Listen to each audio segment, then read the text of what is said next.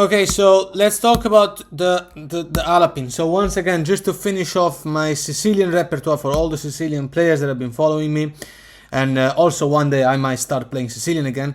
We're gonna close this today with the Alapin, like defeat the Alapin. This is gonna be like the third or fourth video or something of this series.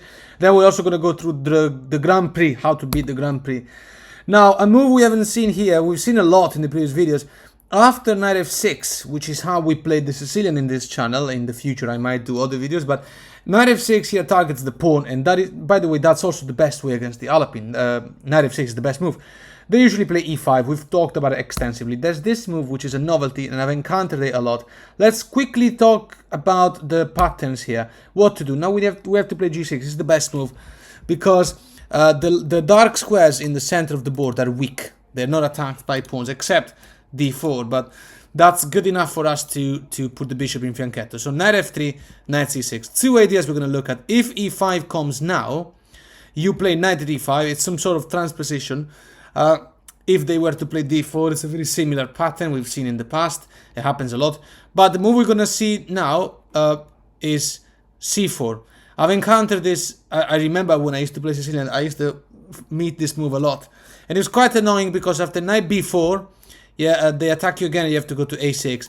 So instead, the move here is knight c7. The best way is to go to e6, retain the possibility to reach the center. d4 by white, take. And now, obviously, taking here is not really that good because, I mean, yeah, you can take a pawn, but you're wasting developing moves. And usually the opponent gets in a better position because, you know, you got better development, especially in blitz. I lost a lot of games like that just for that pawn. You want to do bishop g7, this is the best move. And you're still going to take the pawn, right? Now you can say that this might be defended, right? Or our opponent might swap. Let's say take, and now bishop f4, it's defending. Obviously f4 is bad in such positions because this king will have nowhere safe the castle. Like if you play c4, the c pawn, you don't want to also open the f pawn. So rook bishop f4, rook b8, you target the pawn, and if they play knight c3, that pawn is not poisoned. Queen c1 attacks the rook, you move the rook back. Nothing to worry. So let's just finish this line, how to play this game. Knight e6, the bishop has to move again. Bishop h6 is an interesting idea to remove our fianchetto bishop. That would be amazing if we were to take. Obviously, it would be really wrong to allow the queen to get so close to us. Yeah, let's close the line here. Bishop to d2, castle, and this move, there's nothing to worry about this move, although it looks strong because it's attacking e7. You just play queen c5 and you're protecting everything. Bishop e3, queen to d6. And black is better. It's position evaluated -4. So let's go back a second and let's see, what else have we got here? So d3, the passive variation. g6, knight f3, knight c6, bishop e2, bishop g7, castle. This is the most boring variation, right?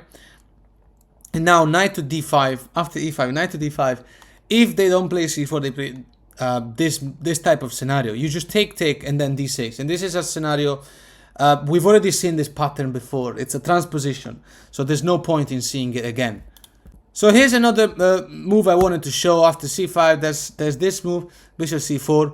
I don't think this even has a name, but you play e6. This is the best way to continue because this bishop is quite strong. Obviously, you gotta play e6 to make it weaker. So after knight to c3 now, well, okay, let's look at some of the options. Let's say, for instance, knight. Okay, let's start with knight c3 actually. Okay, a6. And the idea is very simple. You want to play b5, okay? So what can be done? a4 is the only move by our opponent because otherwise b5, and then you're going to conquer too much space. And we've seen this scenario in previous openings. So a4 to stop b5, knight f6, and now what to play? Three options I've got here. Some very brief mentions. Let's say e5, you play d5. This is the best way. You don't want to get passive. d5, they take you, you take them. They take you, you take back, and this is better for black. Even though it looks like you can't castle anymore, but you actually can. You put this bishop in a very dangerous looking square, but you don't care because knight f3, knight c6, and you always have queen f6 to protect this bishop anyway, so nothing to worry. Castle, knight to d4, And after d3, threatening bishop to h6, but once again, it's not like a big threat. There's nothing to worry. We've got an attack on the queen anyway. Knight to f5 attacks the queen again. And now, well, best thing to do is obviously to take this pawn, because when they take you back, they have an isolated pawn. Take, you know, doesn't do anything. Rook d1, pinning the pawn, we can't take here. So you play knight to d4. And obviously, you don't have to worry about rook to d3. Yeah, I mean, this is a winning, and we got bishop pair, and bishop f5 is the best move now. Rook to e3 apparently, but then you take this pawn with a fork. If rook to d2 instead, you take this pawn once again, and yeah, they can take, but then you also got a pass pawn. This, you know, this position is kind of worthless to keep analyzing, so let's just forget about it. So let's go back here, back in this position. After e5, you play d5, they take you, you take them, take, and now queen to g4. We have seen queen to g4.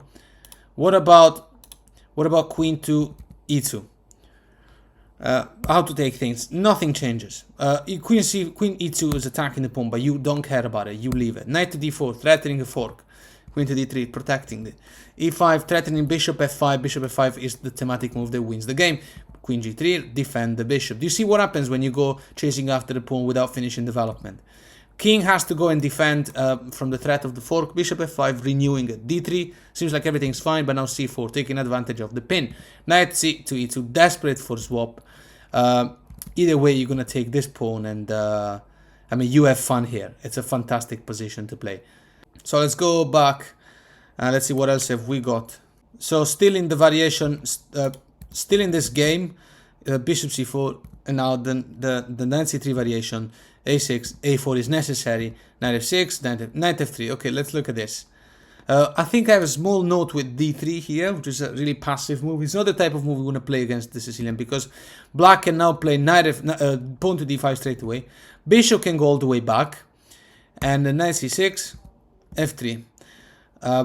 We've got plenty of attack. We got an idea of taking everything and then removing our opponent right to castle. So f3 is a possibility. In this scenario where they play d3, they might not want to play knight f3 at all. And now if you take, they can take back with the pawn and nothing happens. b5 is the key move, and that's quite surprisingly, because it looks like a free pawn. Take. And now if knight takes, check. And obviously the knight will have to retreat, but then d4 wins the knight. So it's, and if instead of taking the pawn, if instead of knight b5, our opponent plays knight to h3 to develop, d4 attacks the knight. Knight obviously cannot take the pawn for the reason we mentioned. Knight to e2 is necessary. Knight to b4, double attack on this bishop, which is pinned, and black is winning a lot of material. So let's go back. Let's see what else have we got here. So after knight f6, we went through e5. What about knight f3? Normal move. Okay, d5 is the move. Take, and now bishop to a2. I've got a small note here with bishop to e2. If the bishop goes back to e2, we have a lot of extra space compared to the opponent, so d4 is the right move. That knight has got nowhere to go, as you notice. That makes sense. Knight to b1, but then bishop to d6, better development for black, obviously. Knight c6, h3, bishop develops, and if the knight goes to g5, you save yourself with bishop f5, and then you're going to castle, and you're just taking advantage of more space. This bishop is bad. It moved plenty of times. d3 will be the only move to develop this bishop, but then this one get locked, and it gives you these lovely squares. Yeah, so we're going to drop the position here because we have seen similar patterns in the past. Let's look at the variation where after the central pawn swap, d5, take, bishop a2. Knight to c6, I've got castle and d4 here. Castle is a brief note, you just play bishop e7, you can't allow the opponent to play rook e1 with check, obviously. d4 and you play c4. This is the right move here. You know, when they play, you want to play a6, b5 idea and fianchetto the bishop, but they play this bishop retreat in a2 and the bishop is safe forever because they cleverly played a4. The key move is c4, and now that bishop doesn't play anymore, and that is amazing. Also b3 to kind of challenge it. The bishop is kind of locked now, and you can play bishop to b4, pinning the knight. Attacking the knight. Rook e1 check, you protect it.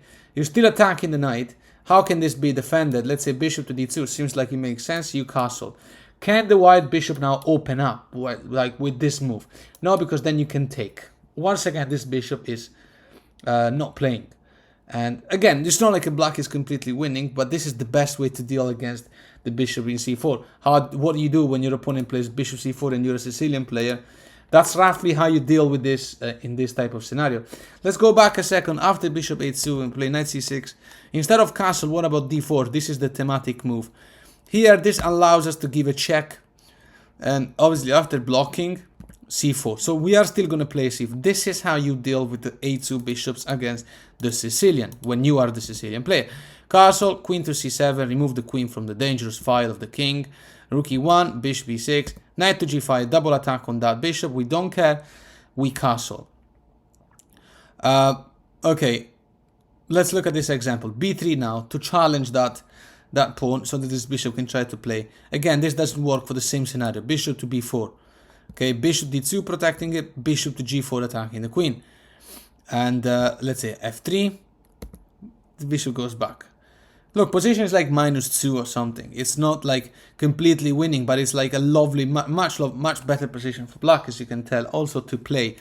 Look at the mobility of the white pieces. They're really bad. If they take, you take back. If they take, looks like a free pawn, but then you can take this one. The bishop has to retreat, but now this move wins the game. So you get the point why that pawn in c4 is poisoned, shouldn't be taken. So let's go back a second. After castling, we went through b3. What about the knight taking our bishop? Seems to be making sense. Take back, and usually I don't like to have this e6 backward pawn. Usually gets taken or targeted by the queen. You see the queen and the rook. What to do? Well, bishop g5 allows the attack on the queen. Attack of the rook on the pawn. Queen to f7 defends it. b3 challenging that pawn, trying to make this bishop play. Bishop b4. You see, it's always the same. Every opening in chess is always the same. Let's look at this scenario where they try to unpin the knight straight away and then maybe play rook to f3, rook h to f8. Now the knight is free to go. c3. This bishop is dead. We don't have any material advantage except the fact that our opponent is a piece down. Knight takes. Looks like a free pawn. Even crazier. Does that work? What's going on? Knight to g4. Too much attack on f2, so the knight shouldn't have taken that pawn. Now, rook f3 seems to be stopping everything. Queen going for checkmate. Checkmate soon, at least. h3, knight f2 is the final blow. What's going on here? It's attacking the queen, so it has to be taken. Queen to g5, capture the piece once again. Queen to d3. Rook takes, and the game is over. What to do now? If king takes, the other rook is coming into the game. And what? King to g1. Bishop to d6. And the position is evaluated -5 because this bishop cannot possibly play. What do you think is going to happen? What about a swap of pieces, for instance, right? Take, take. Okay, what now? Queen to f6 check. King moves. Knight to b4.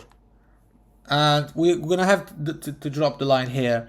Why is the position evaluated -5? It's simply because, okay, we got 2 pawns against 2 here. Got 2 against 1, about 2 against 3. That means 3 pawns island, but this king is much less safe, and our opponent can't really move anything. Nothing at all. If he moves this knight, loses the bishop. If he moves the bishop, loses the queen. If he moves the queen, there's going to be a very dangerous attack on this pawn. So we can trust the evaluation here. It's a fantastic position. So back in this position here, after bishop c4, we play e6. What about d3? Okay, d5 can come straight away. Take, take. And now bishop to b3.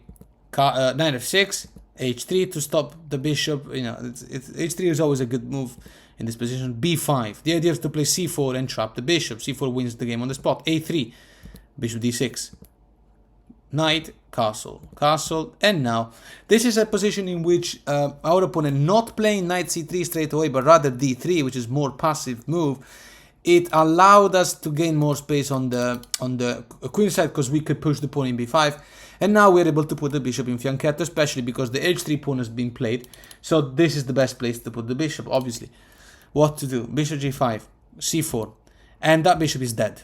Whether they want to take or not, that doesn't matter. The bishop is dead. This is how you kill that bishop. That's why you don't play bishop c4 against the Sicilian. Strong players are supposed to know that. h6, bishop moves, g5. This is also a crazy move. That's not the kind of move I would play, because I don't have a bishop in fianchetto here. This king feels so much more exposed now. I wouldn't play that. So what's going on? G5, bishop G3, bishop takes, queen B6. That's what we were doing. King moves. Now knight B2, D7. The position is quite equal now, slightly better for black. But what's really going on is that with more like a computer evaluation will say that this is only slightly better for black, but it's a nightmare of a position if you're the white player, because you're going to spend so much time thinking about how you're going to get that bishop to play. Okay, a move like A4 doesn't help. You play rook A2, E8. You're going to have to take it from here. They want to take to, you play this move, knight to H4, knight to H5. And obviously you don't care about losing these pawns. Let's say they take you, but then you play queen to D6, taking advantage of this pin. Queen cannot really go to E1 to protect it, so that's really dangerous, very sharp position. If they take knight H5 and they play knight F to D2, which is the best move, it allows the queen to get into the game. Still, knight D to F6, knight moves, queen to C7. So we're still threatening the same stuff. Queen to F3 to defend it. Are we not going to the square G3? Well, you play G4. This is a great move. If they take you, then rook to E3. And that's pretty crazy move, because if they take you, this is a fork. So you're going to have to take it from here. I'm going to drop this line here. Let's go back here after bishop C4, E6, knight F3. What about this move? A6, the usual way. What about C3? Let's look at this plan. Because if we play B5, our opponent can do this and then this. Bishop C2, and it's a lovely bishop. What about in that case? D5 comes, take. Queen E2 check, block, bishop B3. Knight F6. You see, normal moves, castle. D4. What to do now? C4 is completely ineffective, so you don't really play C4 because I've seen C4 being played against this opening. No, you gotta look at the patterns. You gotta look at the position of the pieces. C4 is stupid, right? You play bishop C2, and this is completely fine. So you want to play when the bishop is in A2 and when there's a pawn in C2. That's when C4 becomes a real problem for the light square bishop. Anyway, bishop G4. You see what happens when our opponent doesn't play H3. Now we're pinning that knight. Bishop F4, attacking the queen with this rook virtually. H3 attacking the knight, you ignore it. There's a discovered attack on the queen. Has to move back. Move back. G4, getting upset about the pin. Although it's impossible to remove it. You can't really... okay, G4, bishop G6. And now, if G4 comes, you can play knight H5. It's completely winning position for black. Okay, it's not a free pawn because knight F4 wins the game. This attack. So obviously that doesn't work. So G5 doesn't win material. A move like pawn takes in C5 doesn't work because you can take back. A lot of pressure on the bishop. Knight developing, but you can take. And knight to D7. Again, position is not completely winning, but look, you're going to play knight to C5. And you're going to be putting a lot of pressure on this weak square, and this king is much more exposed. So as a human, it's lovely to play in this position. Maybe engine against engine will be a win for black after 50 moves, but this is so much better for black.